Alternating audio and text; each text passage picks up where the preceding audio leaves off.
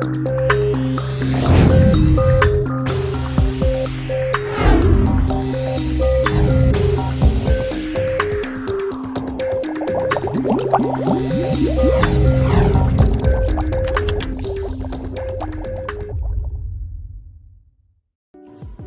en la laboratorio de coagulación sanguínea vamos a podernos dar cuenta de cómo el cuerpo tiene mecanismos fisiológicos para retener el sangrado cuando hay un daño vascular.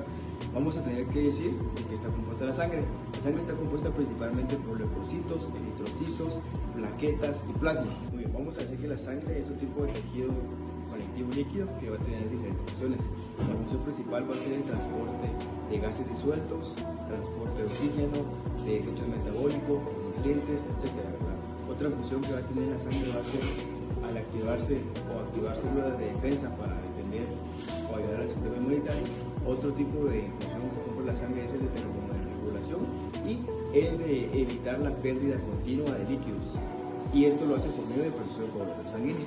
En el laboratorio de coagulación sanguínea vamos a utilizar los siguientes recursos, que sería tubos de ensayo para hacer los procesos de coagulación,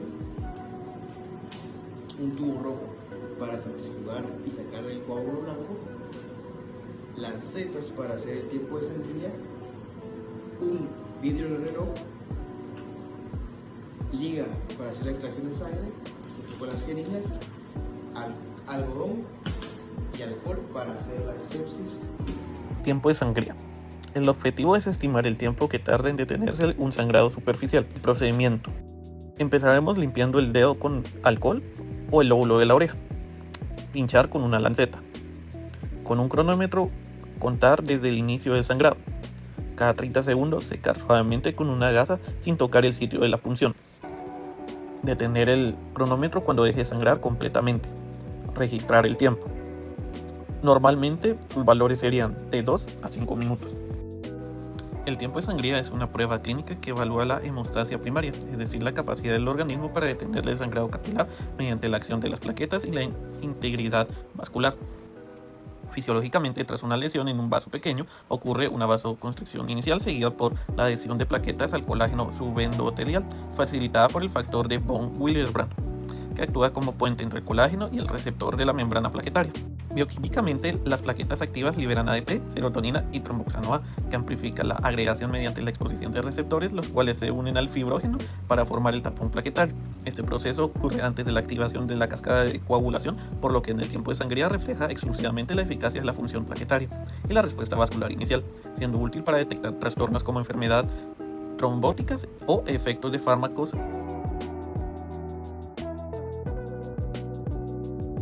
El objetivo de esta práctica es medir el tiempo en que tarda en formar un coágulo dentro de un tubo.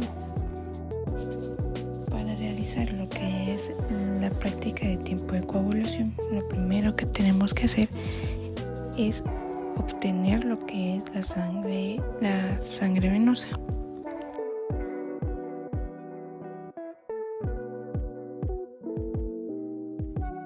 Esta sangre venosa vamos a depositar 2 ml en un tubo de ensayo.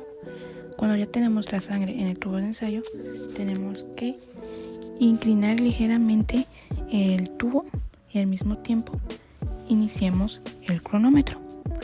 Y cada 30 segundos inclinamos ligeramente el tubo para observar si se ha formado el coágulo.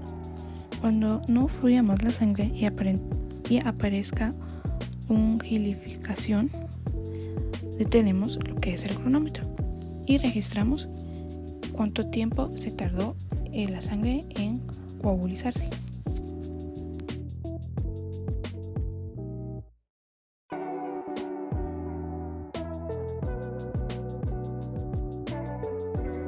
Como resultado principal tenemos la formación de un coágulo grande y sólido de color rojo oscuro. Este coágulo se forma en la parte inferior del tubo .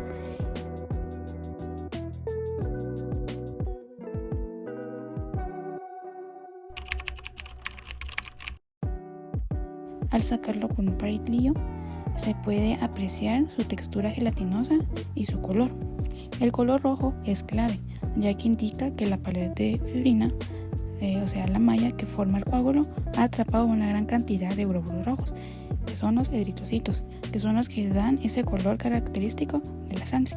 Lo que aprendimos en este laboratorio nos sirvió para entender y ver en vivo cómo el cuerpo humano forma una costra por dentro, pero en este caso nosotros lo vimos en un tubo de ensayo. El gran aprendizaje que nos llevamos fue entender cómo funciona la coagulación, ya que la sangre no se queda líquida para siempre, ya que cuando sale de la vena se pone a trabajar para formar una especie de gelatina, que esto va a hacer que se detenga la salida de la sangre. En esta práctica nos hizo ver este proceso desde el principio al fin.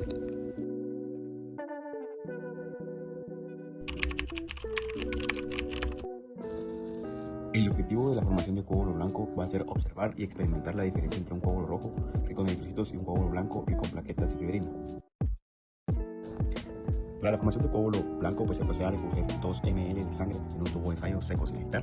Se va a dejar reposar en posición vertical aproximadamente 3 minutos. Luego de eso se procede a colocar en la centrifugadora con un contrapeso adecuado aproximadamente por 10 minutos. Nosotros lo colocamos por 15 minutos y se observa, al finalizar, se observa una capa blanca compuesta de plaquetas y leucocitos. En el caso de nosotros no se observó la placa blanca, entonces por indicaciones del encargado del laboratorio procedimos a buscarla y desde el resultado. Cuando metemos a centrifugar la sangre, pues se va a dar un proceso de separación y esta separación va a ser debido a la densidad de los fluidos. Podemos mencionar que la centrifugación aplica una fuerza que separa los componentes según su densidad, pues las células más pesadas son los glóbulos rojos que se depositan en el fondo del tubo, mientras que el plasma queda en la parte superior. Entonces se da la formación del trombo blanco.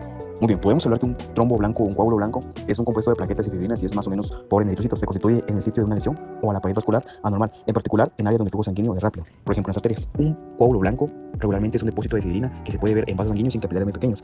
Se presenta en aspectos de participación con plaquetas y luego se exponen a la ruta de coagulación que conduce a la formación de la fibrina. ¿Qué aprendimos en este laboratorio? Pues la homeostasis es el cese de la hemorragia de un vaso cortado o seccionado, mientras que la trombosis se produce cuando un endotelio que recubre el vaso sanguíneo se daña o se elimina. Por ejemplo, lo que hemos visto en clase cuando se tiende a romper la formación de una placa aterosclerótica. En este proceso intervienen los vasos sanguíneos, una agregación plaquetaria y proteínas plasmáticas que provocan la formación o disolución agregada de plaquetas y fibrina. Como principalmente también aprendimos fisiológicamente la vasoconstricción inicial del vaso lesionado, pues esto inicia a desencadenar los procesos de coagulación como una señal para que comiencen todos los procesos. Provoca que el flujo sanguíneo se torne de una forma distal.